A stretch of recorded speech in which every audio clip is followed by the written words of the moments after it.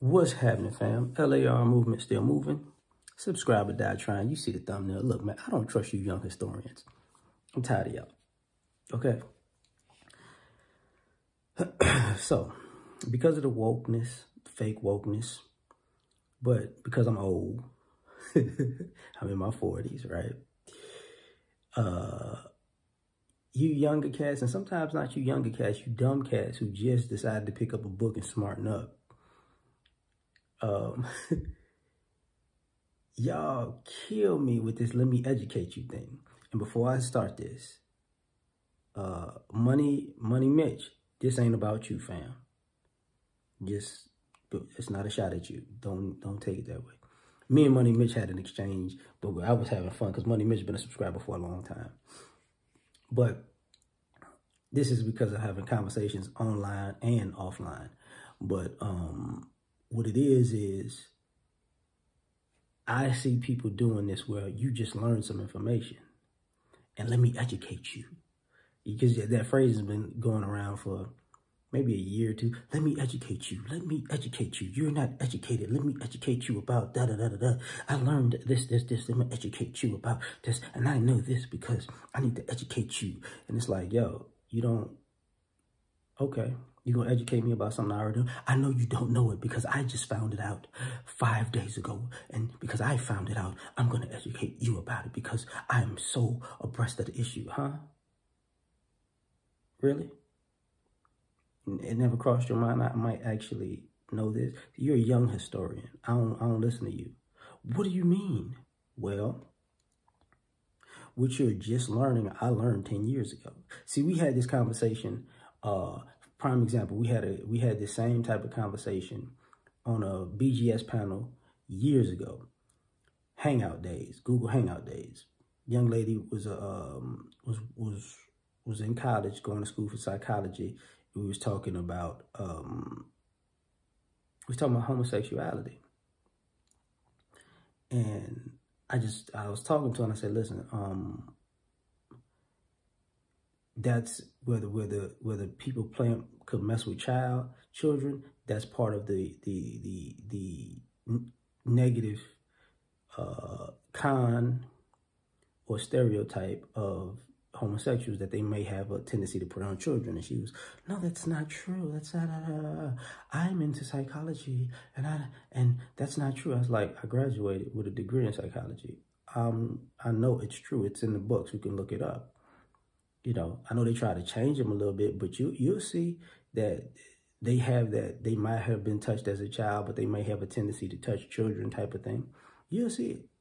You know, I know they tried to change it up the same way they change up homosexuality being a mental illness to what it is now. But she was, that's not true because and let me educate you. And I'm like, how you gonna educate me? And I was already years ahead of her in the information because I already graduated, but she couldn't, you know, because she's in class now, she hasn't got to that part in the book. You see what I'm saying? I'm like, okay, you know, you're not telling me nothing I don't know. But, you know, maybe it's different. Maybe the books are different from you. And I was like, wait a minute. Sigmund Freud is in your book, right? Like, yeah. Carl Jung, right? Yeah. The hierarchy of needs is in your book, right? Yeah, self-actualization is in the book, right? Maslow, Pavlov, all of them in the book, right? Yeah. Well, it's in the book. I already read the book. So you just ain't got there yet, you know? But when you, even the same thing with this wokeness, let me educate you about history and this and that and this and that. It's like, oh, okay, educate me about history. What about history?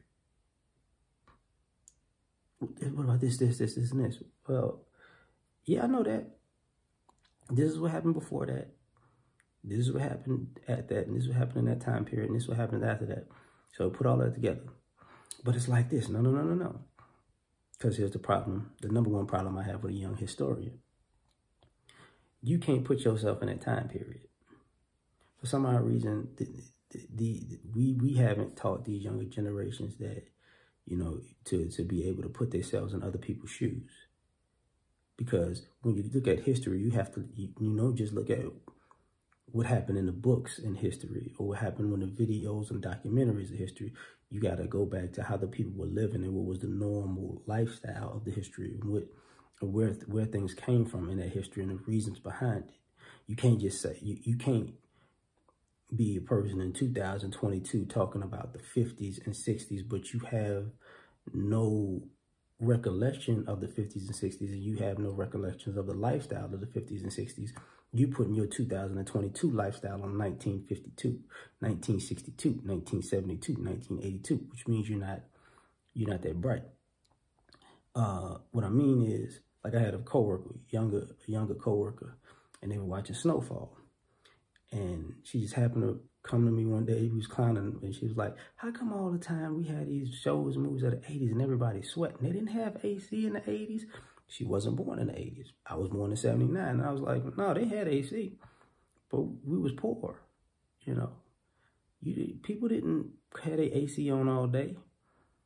They couldn't pay them electricity bills. Like, people would collect calls and sometimes not accept the collect calls because it cost them too much money. So, no, you were sweating in the summertime because it was hot and because you wasn't going to have no crazy bill you couldn't afford. So you tough it out.